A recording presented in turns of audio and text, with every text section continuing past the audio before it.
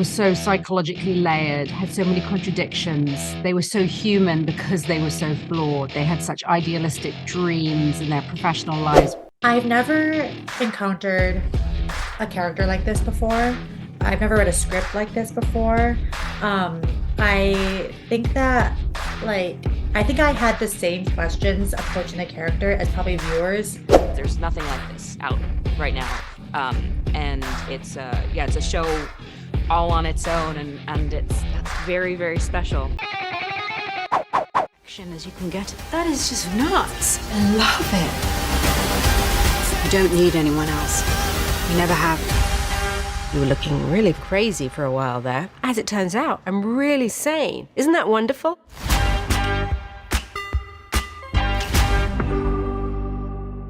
So I mean this as the highest compliment possible, but this series is emotionally devastating. It is just an absolute roller coaster of emotions, and I loved every minute of it. And Rachel, I'll start with you. You are in 8 of my favorite movies and deliver 8 of my favorite performances, and now we've added 2 more. Like, I could not believe how amazing it is that these 2 characters, they're so different and yet the same, and they weave in and out. How do you even begin to play 2 different characters at the same time? Well, first of all, thank you so much for everything you said. I played the two characters, luckily not exactly the same time, like Right. one after the other. I'm sorry, that was a silly joke. But it came from the writing. Alice wrote characters on the page that were so psychologically layered, had so many contradictions. They were so human because they were so flawed. They had such idealistic dreams in their professional lives, but they were so dysfunctional and kind of aberrant in their private lives, that it was just a kind of a feast, like a feast on the page to then go, shut my office door and learn the lines and become them. So, I mean, literally we would often do, in practical terms, play Ellie at first because she sets the pace of scenes. She talks a bit faster and she's more of she was born first, so she thinks she's the boss. She was 2 minutes older. And then we'd shoot Beverly, and the whole crew would be involved in that changeover: hair, makeup, costume, lighting, set design, continuity, props. It was a learning curve that we all did as one, as a production. Yeah. And Alice, I love the Cronenberg film. I love the original novel. And I was like, how do you remake this? How do you tell this story again? And I'm so glad that this is not a remake. This is like a completely different story entirely. And the original is kind of dated from that era where if you're a doctor, you're probably a man, even if it's a doctor specializing in women's health. And seeing like just all of these characters and the visualization, the presentation of childbirth of all different kinds on screen, I don't think there's ever been anything that's shown it like this before. Was that kind of that empowerment and that change of the message, was that the goal in bringing this story to life? I mean, it's so nice to hear you talking about the show. It's exactly what we hoped, I think. And I think you're right. I mean, we never wanted to remake Cronenberg's film. It's iconic and it's amazing and it's its own thing. It was really just something for us to kind of jump off from. And across the series, there are moments where we go back and kind of really, there are Easter eggs and little references. In terms of the childbirth, I think it just felt really interesting to me. I hadn't seen that on screen before, and it felt like it. I mean, it's so dramatic. It's so exciting. There's so much drama there. So yeah, it was just us being interested in it, I think. I've never even thought of it like that. I mean, I suppose it's obvious when you say it how dramatic birth is. I mean, having attended births in research and having delivered 2 babies myself, it's the stakes are never high. It's the highest stakes. So in terms of drama, it's like, it's really dramatic. Yes. It really is. Yeah. And having been in the room for both of my kids, it hit me pretty hard watching that. But I just thank you so much for your time. It's phenomenal. People are going to be blown away by it, and congratulations to both of you. It's impossible to explain this relationship to anyone outside of it. We just cut a baby out of a woman's womb. She asked us to. We didn't just do it. She's the funny one. My sister and I do work that is groundbreaking, but hopeful, radical, but safe. So, love you in this. Such a phenomenal role. And I have got to say, I'm really glad it goes in the direction that it does, because when we first start having your character reveals coming out, it could have gone in a very different direction, those first ways that it's going. But it is such a amazing arc. How did you feel when you first read about this character? I've never encountered a character like this before. I've never read a script like this before. I think that, like, I think I had the same questions approaching the character as probably viewers have when they watch it, which is like she's a many-layered onion. And yeah, I don't know. I think she's in her head so much because on the page, like I think Alice and all the writers had a very clear idea of like, obviously like what drives her, kind of like what culminates, like what is revealed finally at the end of the season of like what she's up to and why she does all this freaky weird stuff. Mm-hmm.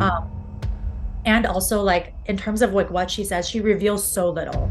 Right. She's very much like kind of a witness. She's very much kind of like a very involved fly on the wall. She's a collector. I think she's a transcriber. She's like just a little sponge for everything. So I think it was really exciting to like fill out her inner world because I think that's just where she lives a lot. And she, yeah, I think anyone who is like in their own mind very much, and like they're kind of like always there and not there. Mm-hmm. She's like present, but she's also like performing her own, even the outfits that she wears and her looks every day. Like, who is this for, Greta? Like, Right. you see her in this like elitist world and kind of flies under the radar even. Like, she's really just doing it for herself to be like, today I'm showing up like this for me, which is both like really interesting and brilliant and also very scary. Like Yeah. anyone who's really kind of in their own reality, it could go any way. They could be Absolutely. great or they could be like a killer. They could. And the other thing that I noticed watching this is that obviously with the gender flip of the main characters, the perspective is really different on childbirth, on pregnancy, on motherhood, and you've got kind of like a personal connection to that. How did you feel about how it's portrayed in this series? I think that's very perceptive. I do feel like that's one of the main differences between this and the original Cronenberg. Like, I think the show does such a great job of like bringing all of the wonderful elements from the original, including sort of like the cult classicness of it all, the high art plus like the grotesque mushed into one. Jeremy Irons and Rachel Weisz both bring like such specific, incredible things to like the Mantel Twins, or like yeah, to the twins, and like playing these two different polar opposite entities. And also, I really appreciate that like the version that we have just made feels very much of the 21st century, and it feels like there is an undercurrent that yeah, obviously it's about body autonomy. It's about like the medical industrial complex. It's about like the injustices of birthing people. I think they weave in really brilliantly how much like race and class and like access determine the kind of birth that you have. I think it's one of the first of its kind to depict birth so graphically Yeah. in a TV show, and to show so many different kinds of birth and so many different kinds of relationships to people giving birth and to the children they have and to their own bodies. And I don't think that could have been it.